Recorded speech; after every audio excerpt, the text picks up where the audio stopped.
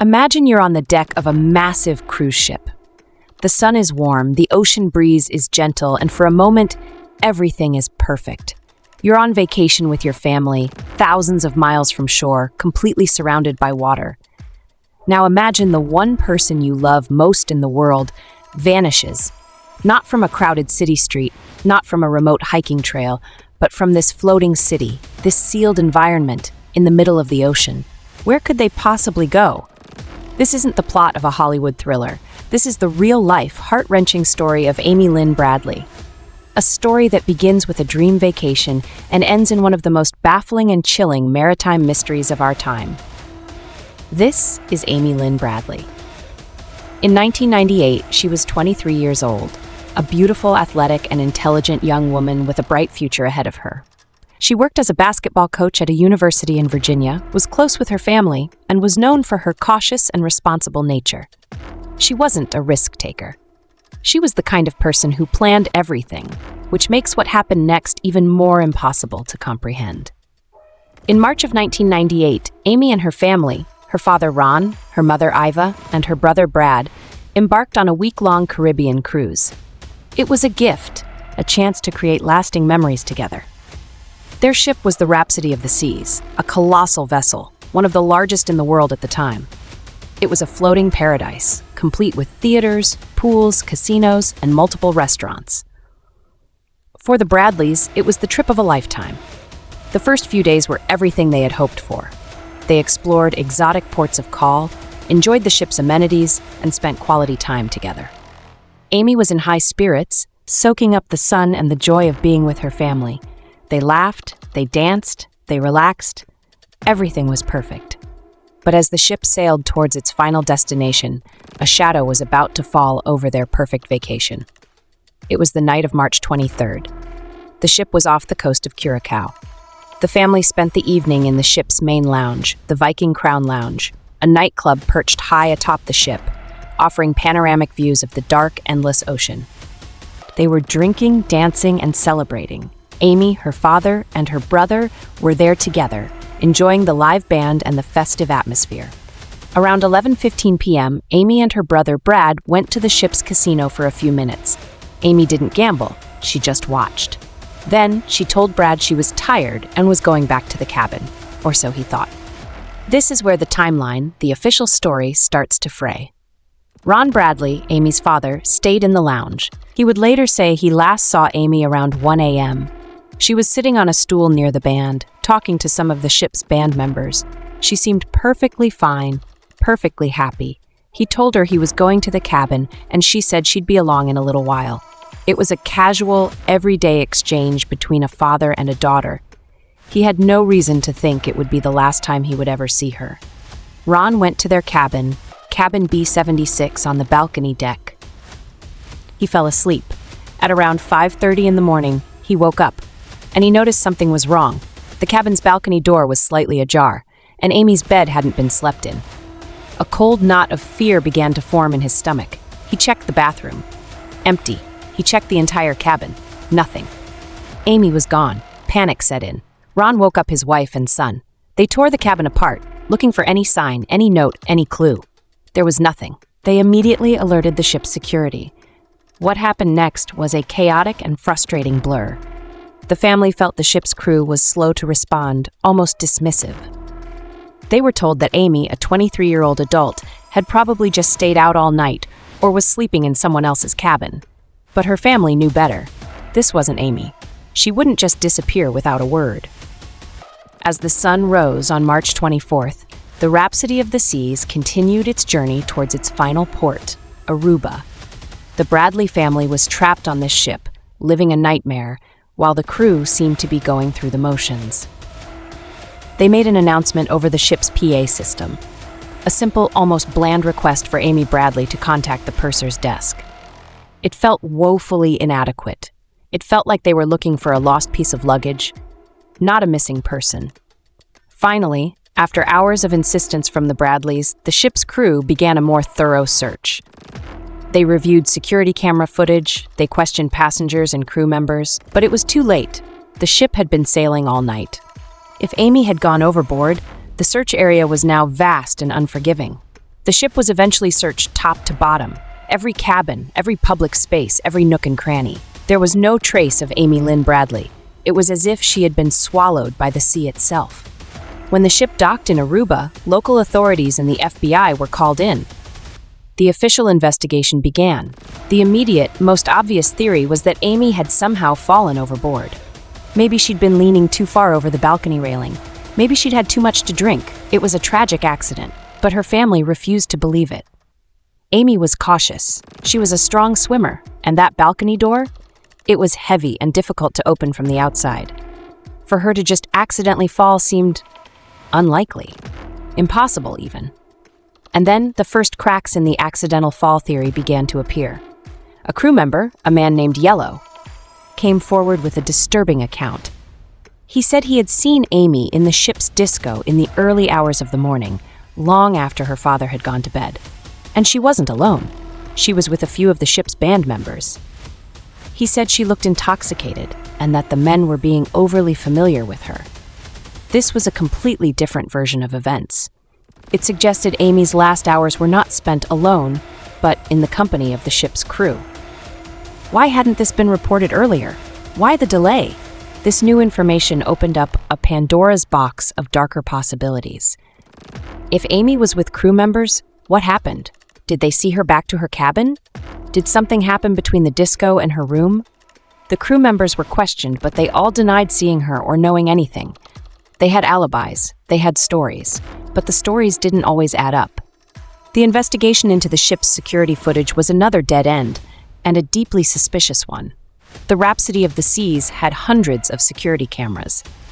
But the footage from the critical hallways and public areas near Amy's cabin?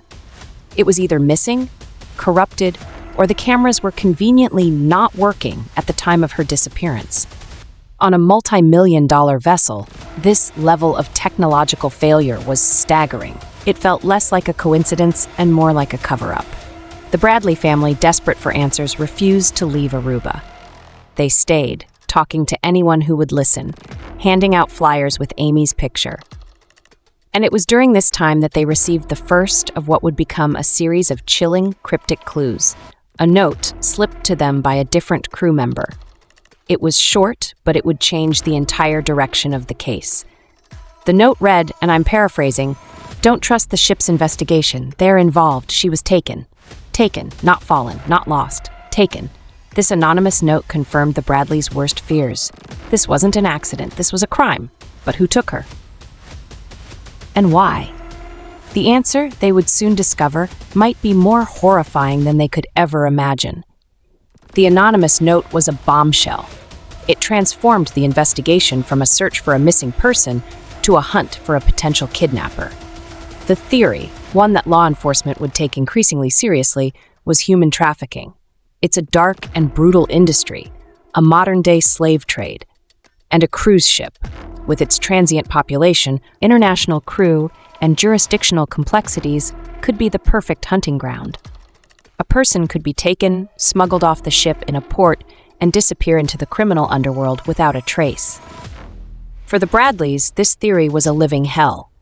The thought of their bright, beautiful daughter being sold into slavery was unbearable. But it also provided a sliver of hope. If she was taken, she might still be alive. And so they began a new kind of fight. Not just to find out what happened, but to find Amy herself. Over the next few years, the Bradley family, aided by private investigators in the FBI, followed every lead, every rumor. And then in 1999, over a year after she vanished, came the first major breakthrough. A sighting. A U.S. Navy sailor was on shore leave in Curacao, the very island near where Amy disappeared. He was in a brothel, a place called the Seamen's Club. He saw a woman who looked strikingly like Amy. She approached him, her eyes wide with fear. She whispered her name. She said, "I am Amy Lynn Bradley. Please help me." Before he could react, two men who appeared to be her handlers grabbed her and dragged her away. The sailor, shaken, reported the incident to his superiors and eventually to the FBI. He provided a detailed description, and he mentioned something crucial, something only someone close to Amy would know. He described a distinctive tattoo on her shoulder, a Tasmanian devil spinning a basketball. This tattoo was Amy's. It was unique. It was her. The sighting was credible. It was the first real proof that Amy might have survived her ordeal from the ship. But it was also a brutal confirmation of her fate. She was a prisoner. The FBI and local authorities in Curacao investigated the lead, but the brothel was run by powerful, dangerous people. The trail went cold. The woman was gone. The hope that had flared so brightly was extinguished, leaving behind an even deeper sense of helplessness. But this was just the beginning. More sightings would follow, each one a cruel twist of the knife. In 2005, 6 years after her disappearance, an even more disturbing piece of evidence surfaced. A woman in Canada saw an online advertisement for an adult escort service. The woman in the photos looked exactly like Amy Bradley.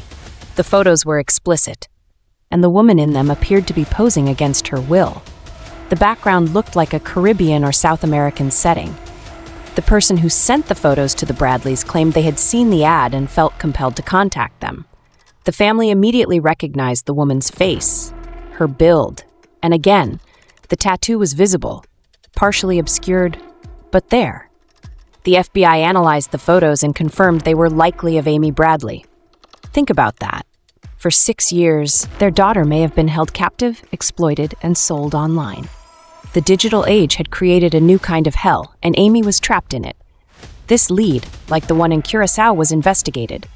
But tracking the origins of an anonymous online ad in the mid-2000s was a near impossible task. The IP address was masked, the website was shady. The trail went cold again. Then in 2006, another call. A man called the Bradleys' home. When Amy's mother answered, a woman's voice on the other end said, "Mom, it's me, Amy." Eva Bradley's heart stopped. She started asking questions only her daughter would know the answers to. The woman on the line answered a few correctly, but then the call was abruptly cut short. Was it really Amy? Or was it a cruel hoax, someone playing on the family's desperation? The FBI traced the call to a payphone in a public area, offering no further clues. The hope and the uncertainty were a form of psychological torture. These sightings and clues, the crew member's note, the sailor in Curacao, the online ads, the phone call, they form a haunting pattern.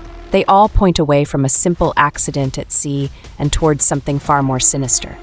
They paint a picture of a young woman who was targeted, taken, and then vanished into the dark world of international trafficking. So let's step back and look at the evidence.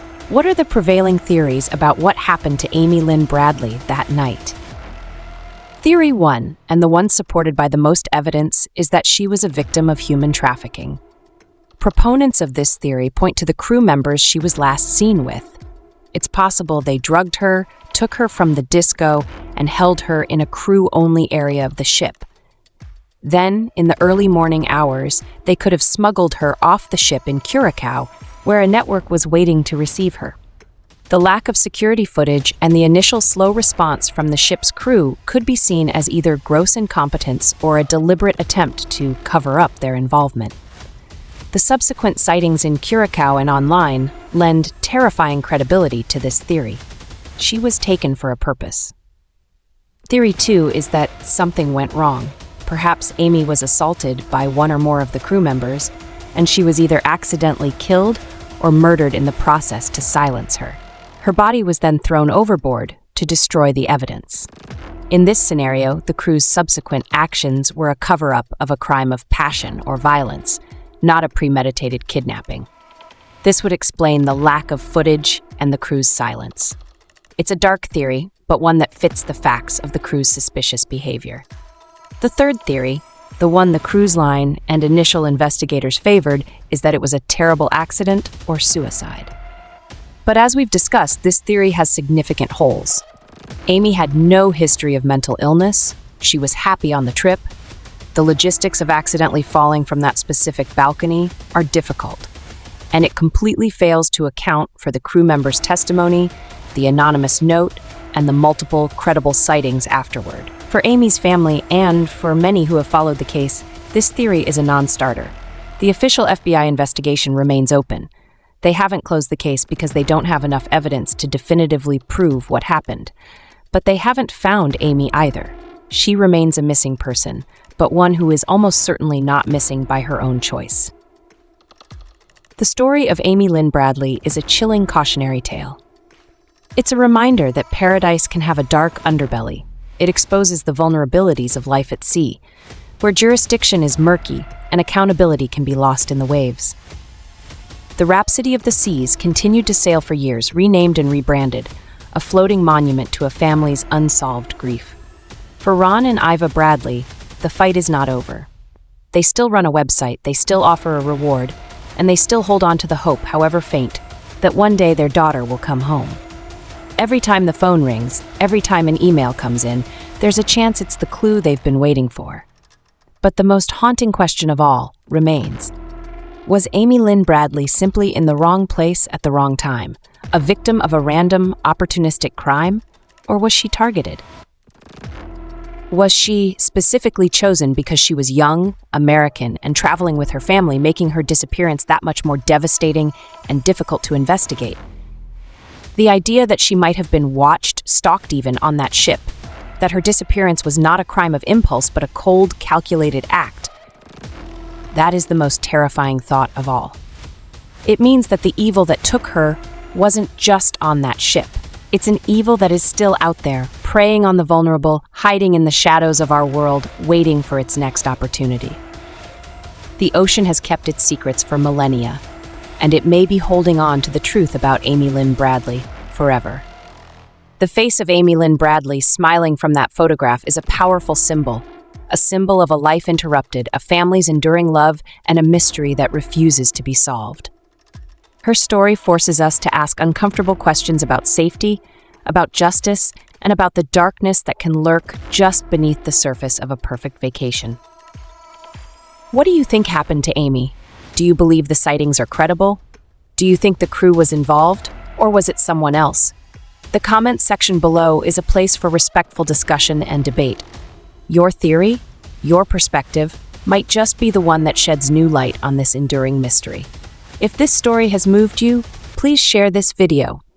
The more people who know Amy Lynn Bradley's face and her story, the better the chance that one day someone will see something, say something, and finally bring her home. Don't forget to like this video if you appreciate our work in telling these important stories. And please subscribe to our channel for more in-depth investigations into the mysteries that haunt our world. By subscribing, you're not just watching a video. You're joining a community of seekers, of people who believe that every missing person deserves to be found, and every story deserves to be told. Thank you for watching.